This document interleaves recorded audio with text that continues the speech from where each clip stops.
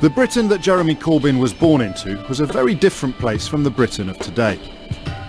Against a backdrop of epic conflict, Corbyn describes the injustices of a post-war society, namely the 5 giant evils identified by William Beveridge, the godfather of the welfare state, as want, squalor, idleness, yes, idleness, disease and ignorance. We're not going back. You're not going back at all? By the time Corbyn had grown up, he says he was championing the cause of wage inequality, today making special reference to the Ford sewing machinist strikes in Dagenham in 1968 and 1984. Very strong. But today, he says, the injustices blighting the country are different, and he's distilled them down into 5 new evils: inequality, neglect, insecurity, prejudice and discrimination. Well, as luck would have it, Evan caught up with Mr Corbyn after his campaign launch this morning. Can we talk about Brexit? On the morning after the referendum, you did go on TV and you basically said we need to invoke Article 50 now. Is that still your view that we should? I may not have put that as well as I should have done. My view was and is that at some point Article 50 is going to be invoked, obviously. But we don't need to rush. And it was just bad. It had been a long night and you expressed it sort of badly. The view I was putting was that Article 50 will be invoked at some point. I did not mean it should be invoked on Friday morning and we should rush over to Brussels and start negotiating things away, because clearly the negotiations are going to be very long and very complicated, because 40 odd years of EU membership means that almost every piece of legislation brings in a EU regulation somewhere. I think that's a very important clarification. Another one that will be important is, are you open to the idea of a second referendum when we've got some way down the line, had a chance to think about it more, or are you basically a Brexit means Brexit and there's no going back? I think you have to respect the result of the referendum, whether you welcome it or not, and respect the result, which was unfortunately a vote to leave. The bottom line's got to be access to European markets for industries that are based in Britain. Clearly massive effect on, for example, Sunderland on this. It also has to be protection of the workers' rights that have been improved through EU regulation, from often a union campaigning base, 4 weeks holiday, etc., and also a very big raft of regulations on consumer protection, environmental protection, all those issues. You've given an interesting statement of your objectives, if you were Prime Minister, of what the objectives would be, but you've missed one out, the one that something like 80% of working class people have a view on, which is immigration. And many see this negotiation as a choice between more access or less immigration. Now, where are you on the immigration debate? I have made the point all along that the single market does include within it free movement of labour, and if you go away from that, you're not in a single market. But Germany's made that very clear. So the point I was making throughout the referendum campaign is that the Posting of Workers Directive would prevent the undercutting in Britain, would prevent that grotesque level of exploitation. That in turn would actually have a reduction effect.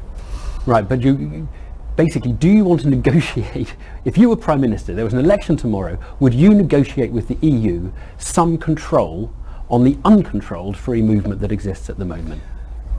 I would want to see a movement of labour which recognises the need to have similarity of conditions across Europe.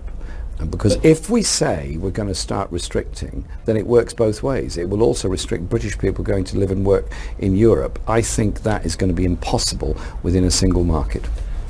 But also, I just urge people to think for a moment about I've talked about the British workers in Europe, but also the European workers in Britain that run our health service. They're quite important, 50,000. No one is you and I depend on them for good health, don't we? Yeah, we do. Yeah. No, but I'm taking it that you are someone who would say you want quite a bit of access, and there are other ways of dealing with the immigration. Let's look at the other ways of dealing with it first, rather than rushing to barriers.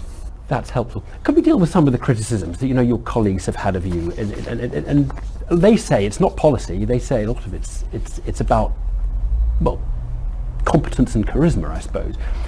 Thangham Debonair, one of your MPs, now she wrote an account of how in January, when she was receiving cancer treatment, she was appointed as a shadow arts minister by you, she says, without being told.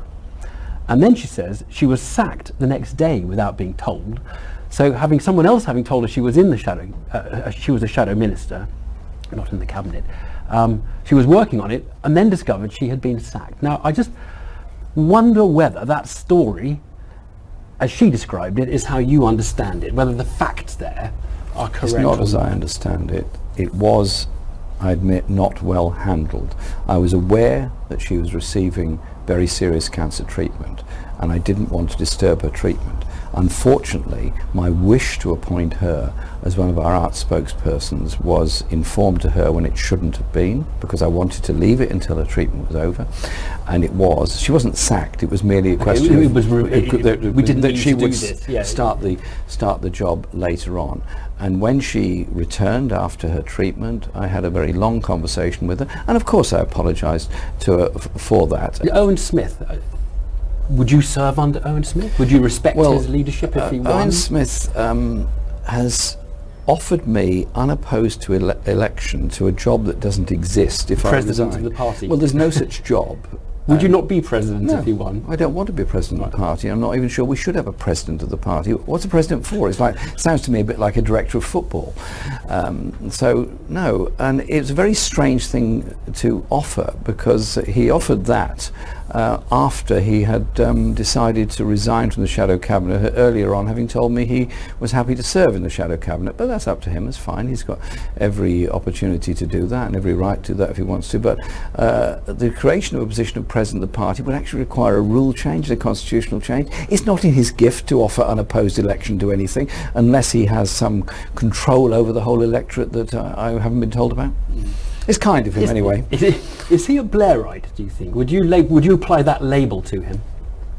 I don't go around calling people Blairites, actually, because Tony Blair stopped being Prime Minister in 2007. It's quite a long time ago. But if you're a rebel in your party, here's a question for you. If Labour is a coalition. How do you define rebel? Well, no, so people who are against your leadership. Oh, okay. If you're somebody who has a different view of what we need to do to respond to the problems you're talking about, what should you do? Should you be listening to the members in your local party, or should you be thinking through these issues yourself and making decisions based on your conscience? What should they be doing? I can't tell people how to vote. I don't want to tell people how to vote. But it's legitimate for them to take a different view and to oppose you and to say, this is a debate we're having and we're going to use every constitutional... Well, it's pretty obvious that's happening. That's why we're having the election. And you welcome it? Yeah, of course. Yeah. I think some of your critics would say they want to have that debate, they want to talk about that, but you're otherworldly. In the last 6 weeks, the most important 6 weeks any of us can remember in British political history in our lifetime, in the last, you've been to 2 Cuba solidarity meetings. I was there for 20 minutes and then I went back to my office and continued my work. I thought it was only respectful because a lot of us had pushed the British government to support their release, and in turn that actually helped to bring about the rapprochement between Cuba and the United States. Well, I was thinking of the RMT, Cuba Solidarity Garden Party, actually, where you're pictured next to the Cuban ambassador. Did you think to say to her, you must tell your Castro, the Castro brothers, that they've been in power for 57 years now and they haven't thought it necessary to hold an election to validate their power over the Cuban people? I've focused on lots of issues, particularly to do with human rights in every country all over the world, and I continue to do so. Including in Cuba? Every country in the world, and that obviously includes them. The backbenchers who are against you think there's this slightly otherworldliness, that you have to choose between the people of Burnley, who are not worried about the the situation of the US policy to Cuba, and the North London intellectuals who maybe do have that worry. And I just wonder where you feel your heart lies. There are people in Burnley concerned about human rights around the world just as there are in North London. They might be different physical locations, but people often think the same and do communicate with each other. Now look, just if you win, Tom Watson, the deputy leader, has said it may be difficult to get a shadow cabinet together. Can you just tell us how it is going to work when 80% of your MPs don't have confidence in you, but you're there? I mean, just how is it going to work? Listen, if we win this election, and I hope we do, it will be an expression of a lot of people of the general economic, social direction they want this party to go. And as it's now the biggest membership it's ever been, more people have registered to vote in this election than the entire membership of the Tory party in 48 hours. That says something about atmosphere in the whole country.